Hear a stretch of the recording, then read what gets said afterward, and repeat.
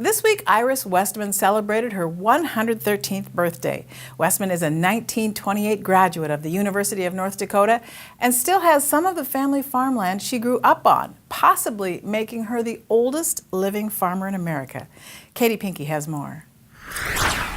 I was born in 1905. Meet Iris Westman, a 113-year-old living in rural North Dakota. Not only is Iris the oldest living North Dakotan, she may be the oldest living farmer. Yeah, I still have a farm. Yeah, I'm a farmer.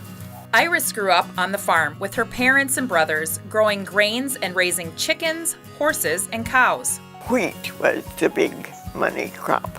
Like all farm kids, Iris had daily chores, and gathering eggs was a part of Iris's childhood. I didn't like to all the time because some of the hens were on the nests and they bit. Iris's father had a threshing machine and threshed grain for 7 neighbor farms. Each farm provided one worker. I think my dad was a good farmer. The farm was selected as an experimental place for certain types of grain. Durum looked very promising to be a money maker. My dad took me out to see this field of durum wheat, and it was high and the wind was blowing just gently and it was like an ocean wave.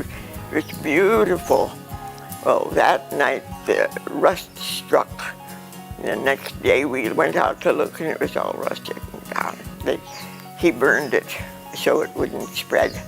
In 1923, after her high school graduation, Iris enrolled at the University of North Dakota. Iris never married or had children and retired from being a librarian in 1972, returning to North Dakota in 1990.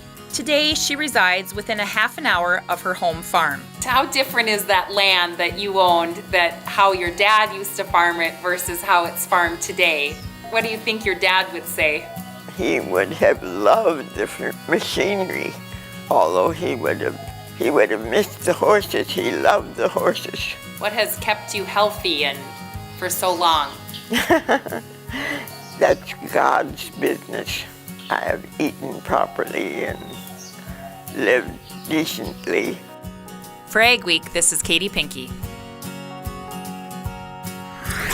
To see Katie's extended conversation with Iris, check out agweek.com or the next edition of Ag Week magazine.